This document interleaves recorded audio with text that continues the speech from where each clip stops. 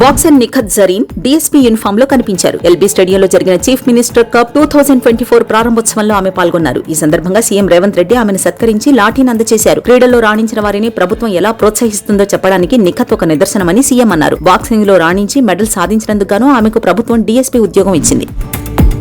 కొండా సురేఖను మంత్రి పదవి నుంచి తొలగించాల్సిందేనంటూ సంచలన వ్యాఖ్యలు చేశారు కాంగ్రెస్ పార్టీ జాతీయ అధికార ప్రతినిధి శ్యామ్ ప్రసాద్ మేకా. ఓ మీడియాలో ఛానల్ డిబేట్ లో కాంగ్రెస్ పార్టీ జాతీయ అధికార ప్రతినిధి శ్యామ్ ప్రసాద్ మేకా మాట్లాడుతూ మంత్రి కొండా సురేఖ వ్యాఖ్యలను ఖండించారు. దీంతో ఈ వివాదం మరింత రాజుకుంది. ఇక అటు కొండా సురేఖ వ్యాఖ్యలపై పరోక్షంగా కాంగ్రెస్ నేత విజయశాంతి సంచలన వ్యాఖ్యలు చేశారు. ఎవరైనా ఒళ్లు దగ్గర పెట్టుకుని మాట్లాడాలంటూ సెటైర్లు పేల్చారు. టాలీవుడ్ ఇండస్ట్రీకి సంబంధించిన అంశం కావడంతో కాంగ్రెస్ లో ఉన్నప్పటికీ కాంగ్రెస్ నేత విజయశాంతి స్పందించారు.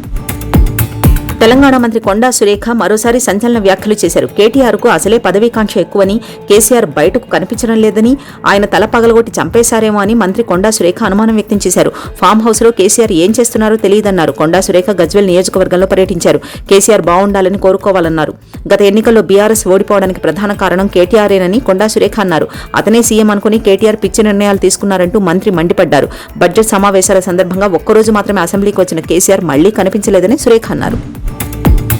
రైతులకు ఏకకాలంలో 2 లక్షల రుణమాఫీ వర్తింపచేస్తామని హామీలు ఇచ్చి అధికారంలోకి వచ్చిన కాంగ్రెస్ కప్పదాటు వైఖరిని ఎండగడుతూ మాజీ మంత్రి ఎర్రబెల్లి దయాకర్ రావు నేతృత్వంలో తొర్రూరులో నేడు భారీ ధర్నాకు సిద్దమయ్యారు.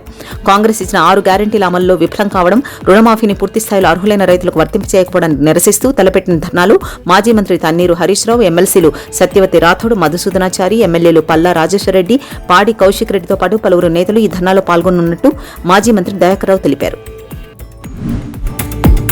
సీఎం చంద్రబాబు నేతృత్వంలోని కూటమి ప్రభుత్వం ఒక్కో హామీని అమలు చేస్తూ వస్తోంది. తాజాగా ఆదాయం లేని చిన్న ఆలయాల్లో ధూప దీప నైవేద్యాలకు ప్రతి నెల అందించే సాయాన్ని 5,000 నుంచి 10,000కు పెంచుతూ ప్రభుత్వం ఉత్తర్వులు ఇచ్చింది. ఇందులో 7,000 అర్చకుడి భృతిగా 3,000 పూజలకు వినియోగించాలని పేర్కొంది. ఈ మొత్తాన్ని అర్చకుడి ఖాతాలోనే జమ చేస్తామని చెప్పింది.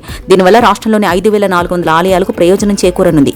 ప్రభుత్వంపై అదనంగా ఏటా 32.40 కోట్ల భారం పడనుంది. తిరుపతి వారాహి సభలో మాజీ సీఎం జగన్ పై డిప్యూటీ సీఎం పవన్ కళ్యాణ్ తీవ్రస్థాయిలో విమర్శలు గుప్పించారు. ఈ క్రమంలో పవన్ కళ్యాణ్ మాట్లాడుతూ గత సీఎం తిరుపతి లడ్డూలు చుట్టారని, అపవిత్రం చేశారని మేం ఎక్కడా చెప్పలేదు అని పవన్ అన్నారు. గుమ్మడికాయ దొంగ ఎవరంటే ఆయన భుజాలు తడుముకుంటున్నారని ఎద్దేవా చేశారు. పైగా మేమే రాజకీయం చేస్తున్నాం అంటున్నారు అని ఫైర్ అయ్యారు.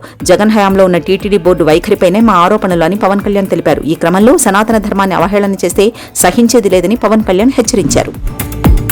సీఎం చంద్రబాబు నాయుడు తిరుపతి పర్యటన ఖరారు అయింది.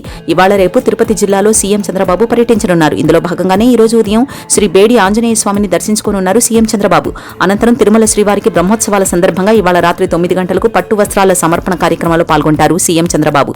అనంతరం పెద్ద శేషవాహన సేవలో పాల్గొనున్నారు చంద్రబాబు దంపతులు. ఇక రేపు ఉదయం 8 గంటలకు శ్రీ వకుళమాత కేంద్రీకృత వంటశాలను ప్రారంభించనున్నారు సీఎం. రాష్ట్రంలో అధికార దుర్వినియోగం అవుతోందని మాజీ సీఎం వైసీపీ అధినేత వైఎస్ జగన్ అన్నారు. రాజకీయాల్లో వ్యక్తిత్వం, విశ్వసనీయత చాలా ముఖ్యమని తెలిపారు. కష్టం వచ్చినప్పుడు అండగా నిలబడగలగాలని వ్యాఖ్యానించారు. ఇప్పుడు కూటమి ప్రభుత్వంలో ఆ పరిస్థితి కనిపించడం లేదని విమర్శించారు. వైసీపీ పాలనకు, టీడీపీ పాలనకు మధ్య తేడాను ప్రజలు గమనించారని పేర్కొన్నారు. 2 ప్రభుత్వాల్లో ఎవరికి ఎంత మంచి జరిగిందనే దానిపై ప్రతి కుటుంబంలోనూ చర్చ జరుగుతోందని చెప్పారు. చంద్రబాబు అబద్ధాలు ఇప్పుడు మోసాలుగా మారాయని విమర్శించారు. చంద్రబాబు మోసాలపై ప్రజల్లో ఆగ్రహం పెరుగుతోందని అన్నారు. 4 నెలల్లోనే రాష్ట్రంలో పరిస్థితులు దిగజారాయని ఆవేదన వ్యక్తం చేశారు.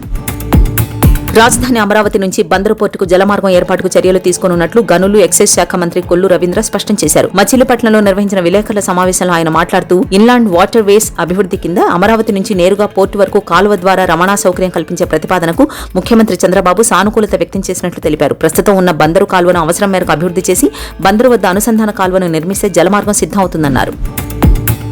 దేశంలోని మరో 5 భాషలకు క్లాసికల్ లాంగ్వేజ్ స్టేటస్ ఇవ్వాలని కేంద్ర కేబినెట్ నిర్ణయించింది. మరాఠీ, బెంగాలీ, పాళీ, ప్రాకృత, అస్సామీ భాషలకు ఈ స్థాయిని కల్పించనుంది. దీంతో వీటితో కలిపి దేశంలోని సంప్రదాయ భాషల సంఖ్య 11కు చేరనుంది. ఇప్పటి వరకు తమిళం, సంస్కృతం, తెలుగు, కన్నడ, మలయాళం, ఒడియా భాషలు మాత్రమే ఈ స్టేటస్ ని కలిగి ఉన్నాయి. ప్రధాని నరేంద్ర మోదీ అధ్యక్షతన జరిగిన కేంద్ర మంత్రివర్గ సమావేశంలో ఈ నిర్ణయం తీసుకున్నారు.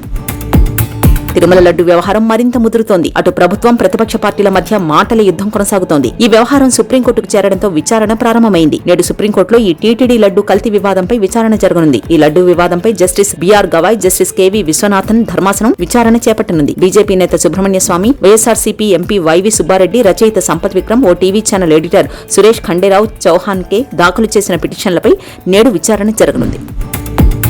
ఆమ్ ఆద్మీ పార్టీ చీఫ్ ఢిల్లీ మాజీ సీఎం అరవింద్ కేజ్రీవాల్ ఈ రోజు సీఎంగా ఉన్నప్పుడు తాను నివసించిన అధికారిక ఇంటిని ఖాళీ చేయనున్నారు. ఢిల్లీ సీఎం పదవికి రాజీనామా చేయడంతో ఆయన తన నివాసాన్ని ఖాళీ చేయాల్సిన పరిస్థితి ఏర్పడింది. ఇక నుంచి ఫిరోజ్ షా రోడ్లోని ఆప్ రాజ్యసభ ఎంపీ అశోక్ మిట్టల్ ఇంట్లో కేజ్రీవాల్ కుటుంబం నివాసం ఉండనుంది. కేజ్రీవాల్ తన ఇంటిని ఎంచుకోవడం పట్ల ఎంపీ అశోక్ మిట్టల్ హర్షం వ్యక్తం చేశారు. ఆ పార్టీకి చెందిన పలువురు ఎంపీలు, మంత్రులు తమ ఇళ్లు తీసుకోవాల్సిందిగా కేజ్రీవాల్ ని కోరినప్పటికీ ఆయన మాత్రం ఎంపీ అశోక్ మిట్టల్ ఇంటినే ఎంచుకున్నారు. నిత్యం క్షిపణులు, శక్తివంతమైన బాంబు పరీక్షలు, సూసైడ్ డ్రోన్ వంటి వాటితో తన దేశ ఆయుధ సంపత్తిని ఉత్తర కొరియా ఎప్పటికప్పుడు పెంచుకుంటోంది. ఈ క్రమంలోనే పాంగ్యాంగ్పై దక్షిణ కొరియా దాని మిత్రపక్షమైన అమెరికా దాడి చేసేందుకు ప్రయత్నిస్తే నిస్సంకోచంగా అణ్వాయుధాలు ప్రయోగిస్తామని ఉత్తర కొరియా అధినేత కిమ్ జోంగ్ ఉన్ హెచ్చరించారు.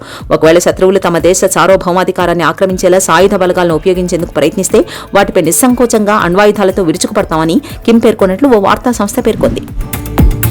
లెబనాన్ రాజధాని బీరూట్పై భారీ దాడులు కొనసాగుతున్నాయి. హిజ్బుల్లా సంస్థ అధినేత హసన్ నస్రల్లా మరణం తర్వాత వారసుడిగా భావిస్తున్న హసీం సహీద్దీన్ లక్ష్యంగా ఈ దాడులు జరుగుతున్నట్లు తెలుస్తోంది. ప్రస్తుత దాడులపైన ఐడీఎఫ్ ఇంతవరకు స్పందించలేదు. హషీం ఒక అండర్గ్రౌండ్లోని బంకర్లో దాక్కున్నట్లు గుర్తించి ఈ దాడులు చేసినట్లు సమాచారం. సీనియర్ హిజ్బుల్లా నేతలతో సమావేశంలో ఉండగా గురి చూసి ఈ దాడులు చేసినట్లు తెలుస్తోంది. అయితే ఈ దాడిలో హషీం గాయపడ్డారా లేదా అనేది స్పష్టత రావాల్సి ఉంది. ప్రస్తుతం Hashem సహీద్దీన్ Hezbollah executive council head గా ఉన్నారు. ఆఫ్ఘనిస్తాన్ స్టార్ క్రికెటర్ రషీద్ ఖాన్ ఓ ఇంటివాడయ్యాడు. గురువారం రాత్రి వివాహ బంధంలోకి అడుగుపెట్టాడు. రషీద్తో పాటు అతని ముగ్గురు సోదరుల వివాహం కూడా ఒకే సమయానికి జరిగినట్లు తెలిసింది. ఇందుకు సంబంధించిన దృశ్యాలు సామాజిక మాధ్యమాల్లో వైరల్గా మారాయి. మహిళా టీ20 ప్రపంచ కప్లో భారత్ ఇవాళ తన పోరాటం ప్రారంభించనుంది. న్యూజిలాండ్తో తొలి మ్యాచ్లు తలపడనుంది. ఈ ఫార్మాట్లో అత్యంత కీలకమైన 3వ స్థానంలో ఎవరు బ్యాటింగ్కి వస్తారనేది ఇప్పుడు చర్చనీయాంశంగా మారింది. ఓపెనర్లుగా షెఫాలి వర్మ, స్మృతి మంధానా ఇన్నింగ్స్ ని ప్రారంభిస్తారు. కెప్టెన్ హర్మన్ ప్రీత్ కౌర్ 1 డౌన్లో వస్తుందని భారత మహిళా క్రికెట్ జట్టు కోచ్ అమోల్ మజుందార్ వెల్లడించారు. దుబాయ్ వేదికగా జరగబోయే కివీస్తో మ్యాచ్లోనూ ఆమె ఇదే స్థానంలో ఆడుతుందని తెలిపారు.